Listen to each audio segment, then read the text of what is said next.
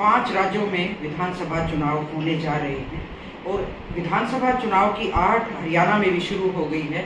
इन चुनाव को मद्देनजर देखते हुए भारतीय जनता पार्टी का लगातार रैलियां देख रही हूँ, कल करनाल में भी थी। मतलब भारतीय जनता पार्टी की नेशनल हाईवे पे बहुत पैनी नज़र है। मतदाताओं की, वोटरों की धड़ेबंदी एक तरह से शुरू हो गई है। कांग्रेस भी एक्शन मूड में आ गई है और खासकर जो चंडीगढ़ का रास्ता है वो पानीपत से होकर जाता है। बड़ा ऐतिहासिक शहर है। पानीपत में जब से ग्रामीण विधानसभा सीट अलग से बनाई गई है तब से कांग्रेस यहाँ जीत नहीं पा रही, जीत का मजा ही नहीं ले पा रही। लेकिन आने वाले जो विधानसभा के चुनाव है, लोकसभा के चुनाव है, कांग्रेस की भाजपा की तो है ही है नज़र और 10 साल से भाजपा इस सीट पे काबिज है। लेकिन अब कांग्रेस की भी इस सीट पे नज़र है और ये सीट बड़ी हॉट हो चुकी है। लगातार 3 बार चुनाव हारने के बाद अब जो चौथी बार जो चुनाव होना है उसमें बहुत सारे दावेदार आ गए हैं, लेकिन जो सिलेक्टेड दावेदार हैं, जो कांग्रेस की नज़र में हैं, जो मतदाताओं की नज़र में हैं, वो चुनिंदा 3 से 4 तक के दावेदार हैं। जहां तक मुझे जानकारी मिली है उनमें एक दावेदार जितेंद्र अहलावत भी हैं, बबैल गांव से हैं और जिला परिषद के पूर्व में चेयरमैन भी रहे हैं। उनकी दावेदारी क्या है और वो 7 सितंबर को दिवाली मिलन समारोह मना रहे हैं और उनके निवास स्थान पर राज्यसभा सांसद दीपेंद्र हुड्डा जी आने वाले हैं। क्या तैयारियां हैं, किस तरह का कार्यक्रम रहेगा, उन सब बातों को हम इनसे जानेंगे।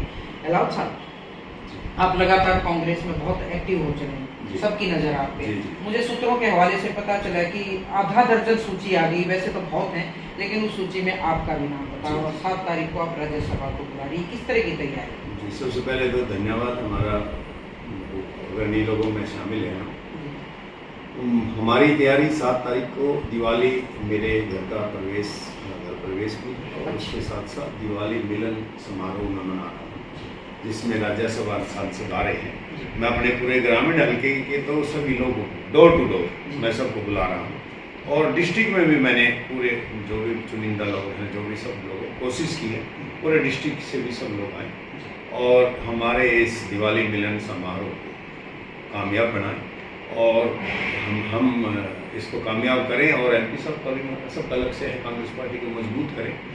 और दावेदारी तो अब हाईकमान को देखनी है, किसकी दावेदारी है किसकी नहीं है, लेकिन हम अपनी तरफ से, हमारा गांव है, हम इस हल्के के हैं लोग और जिला परिषद का अध्यक्ष रहा हूँ। जिला परिषद का वार्ड मेरा उसमें पड़ता है और सारी कॉलोनियाँ हैं, सब है, मैं सारी चीज़ें सबको जानता हूँ और इतने साल से रह रहा हूँ। ये 3 बार जो स्लिप कर दी कांग्रेस, जी, उसके रीजन ज़्यादा पीछे नहीं जाऊँगी मैं, लेकिन इस बार आए, देखो सबकी एक इच्छा है आप लोगों की, कांग्रेस वालों की, कि भी भूपेंद्र हुड्डा चीफ मिनिस्टर जब बनेंगे, जब एक सीट आप उनको दो, तो इस बार विधानसभा, जो ग्रामीण विधानसभा क्षेत्र, क्या माहौल है? मैं पीछे भी आपसे मैंने एक बार डिस्कस किया था इस बात को लेके और मैं आपके विधानसभा क्षेत्र के गाँव को भी देख रही हूँ। तो क्या लगता है कि पिछले 10 साल से जो भारतीय जनता पार्टी का यहाँ विधायक बनता है, उसका मतलब आपकी नज़रों में क्या है? देखो, उसका बीजेपी की लहर थी पहले, उसमें उसका जो बने थे वो इसलिए बने थे। दूसरा, मैं तो ये मानता हूँ हमारे हल्के से भी नहीं है, वो हल्के से बाहर के कई गाँव हैं और हमारा हारने का कारण एक ही था। अब हमने, हमारी भी टिकट जो हाईकमान ने की थी, गलती की थी, वो सिलेक्शन सही नहीं था, हमने बताया, उस टाइम भी बताया था, लेकिन नहीं कर पाई जो भी है, तो इस वजह से सब सारी दिक्कत हुई है। और दूसरी बात भी ऐसी, तीसरी बार भी ऐसी, अगर यहाँ के ग्रामीण, अगर यहाँ के लोगों को टिकट दी जाएगी तो 100% कांग्रेस यहाँ जीतेगी और अब की बार हमने हुड्डा साहब को बनाना है। मैं ये कहता हूँ, मेरी दावेदारी है, अगर हाईकमान हमें मौका देगा तो हम 100% हाईकमान को टिकट सीट निकाल के देंगे। अगर किसी और को भी हाईकमान हमारे से मजबूत समझता है तो कोई दिक्कत नहीं, हम उनके साथ हैं। हम हुड्डा साहब को सीएम बनाना है, एक ही लक्ष्य है। मैं अभी एक आप ही के हल्के के गांव में गई थी, उन्होंने भी ये कहा कि भी भारी है, तो जो भारी का ठप्पा तो कांग्रेस ही तो लगाएंगे, खैर, क्योंकि ये तो राजनीति है, आरोप प्रत्यारोप का दौर चलता रहेगा। फिर भी 2 बार लोगों ने उनको मौका दिया, तो तीसरी बार भी दे सकते हैं मौका, भारी होने का तब तो नहीं कहीं जिक्र आया। देखो, जब बीजेपी की लहर थी, लहर का बड़ा फर्क होता है और कहीं सब लोग, देखो जनता तो ये सोचेगी कि जो मिला है उससे मेरा बेस्ट क्या है, मेरा भविष्य कहाँ बेस्ट है, लगा होगा, जनता ने डिसाइड किया है उन्होंने ठीक लगा होगा, बिल्कुल। तभी किया होगा। मैं अब ये कह दूंगी कि मैं कह हाँ। लेकिन कहीं न कहीं हमारी जो भी कमी रही है, हमारी आई कमाई, उसमें कहीं कमी तो है हमारी, तभी तो हमारे हैं, हाँ। नहीं तो क्यों आते। क्यों मानते? तो कोई न कोई उसमें खूबी है और हमारे में कमी रही है, तभी ये जनता ने ऐसा दिया। हम जनता की कैसे कमी निकाल सकते हैं? तो पार्टी इन कमियों को लगता है आपको कि अब नजरअंदाज नहीं करेगी, कमियों को देखेगी और जितेंद्र अहलावत को हो सकता है मौका दे दे, जी, वो जी, एक आने जी, वाला जी, पार्टी जी, को जी, देखना होता है। जी। तो जो आपकी 7 तारीख की तैयारी है, तो क्या लगता है आपको कितने मतलब भीड़ हो जाए? क्योंकि देखो मैं अभी एक वीडियो देख रही थी आपके आने से पहले और भी बहुत सारी चर्चाएं नहीं की, भारतीय जनता पार्टी की रैलियों में भीड़ कम होनी शुरू हो गई, वो दावे हैं उनके, विपक्ष का दावा हो सकता है, क्या लगता है? नहीं, हमारे यहाँ पे हमने जो इनविटेशन दी है, हमने करीबन 15,000 लोगों को इनविटेशन दिए हैं।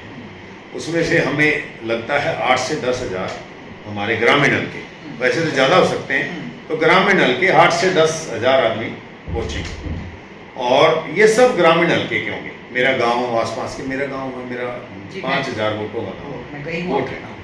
उसके आसपास के 10-15 गांव हैं, वो सारे गांव हमारे गांव को, हमारा सब चीज़ों तरीके से हमारे गांव का मान सम्मान रखते हैं। दूसरी बात, मैं जहाँ रहता हूँ 27 साल से मैं नूरवाड़ा और बिचपड़ी में रह रहा हूँ। नूरवाड़ा और बिचपड़ी में 50-50, 60-60 हज़ार वोट हैं एक गांव।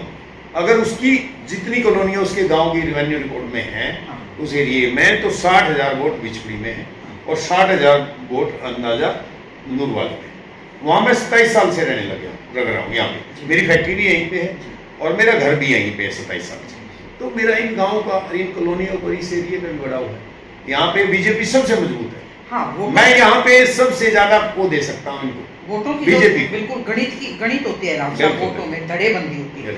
और मुझे भी जितनी जानकारी मिली कि कॉलोनियों में काबिज है बीजेपी, तो वो जो काबिज है उसको कांग्रेस उस धड़ेबंदी को कैसे अलग कर पाएगी? मैं बताऊँ आपको, देखो समाज में रहना होता है।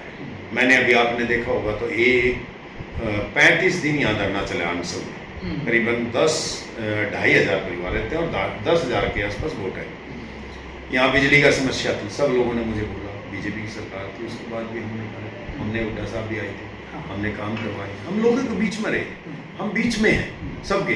कई बार क्या होता है कि पार्टी को गलती हो जाती, कहीं आउटसाइड से किसी को टिकट दे देते, तब समस्या होती। हम बीजेपी के बीच, बिल्कुल जो उसका गढ़ है उसके बीच में बैठे, और हम जितना बीजेपी को यहाँ हरा सकते हैं, इतना मुझे ऐसा लगता है कि शायद ही कोई ऐसा कर सकता है गांव के मामले में भी।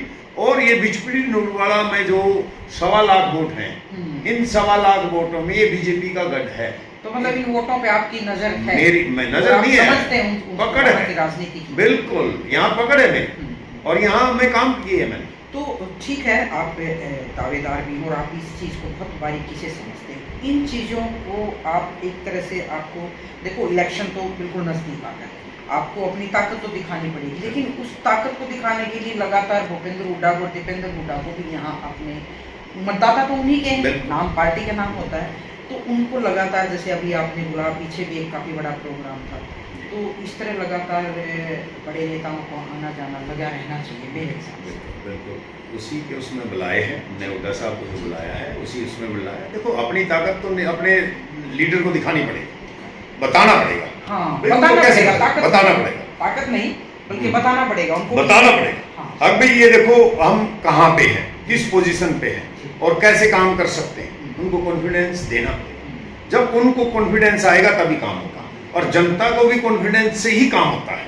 जब जनता को ये लगेगा हाँ ये वाकई में लीडरशिप है, शराफत है, काम कर सकते हैं, पहले भी काम किया है, देखा है, जांचा परखा है, तो सब लोगों को भरोसा है मुझ पर।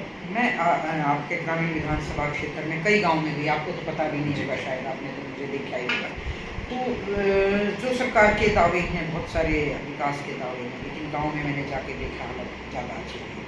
तो आप लगातार काम भी कर रहे हैं अपने विधानसभा क्षेत्र में, किस तरह की जो मेजर समस्याएं आती हैं, मेरी लगातार इन्हीं बातों पे रहती है फोकस कि मैं, जो लोग चुनाव लड़ने की इच्छा है, दावेदार हैं, क्या उनको अपने हल्के की एक समस्या की जानकारी है?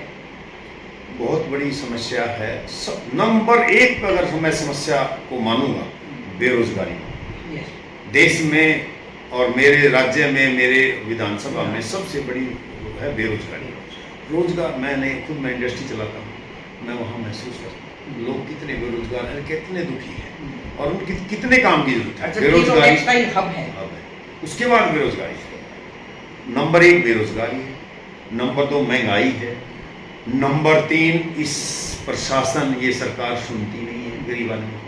अब आप देख लो आईटी के नाम पे लोगों को दुखी किया, नगर निगम के नाम पे, ठीक है। मुझे तो ऐसा लगता है सरकार समस्या हल करने की बजाय समस्या बढ़ा रही है। शायद मुझे ऐसा लगता है कि ये सरकार और ये सारा एडमिनिस्ट्रेशन ना हो तो जनता शायद कम दुखी हो, ये ज्यादा दुखी हो रही है। जनता, सरकार किसके लिए? जन के लिए। सरकार जो है, जो वो पंजाबी कहते हैं, किसको कहते हैं, जो वो कहते हैं ना, जो मिंट मिंट विच गौर करे उसे सरकार कहते हैं, उसे गवर्नमेंट कहते हैं।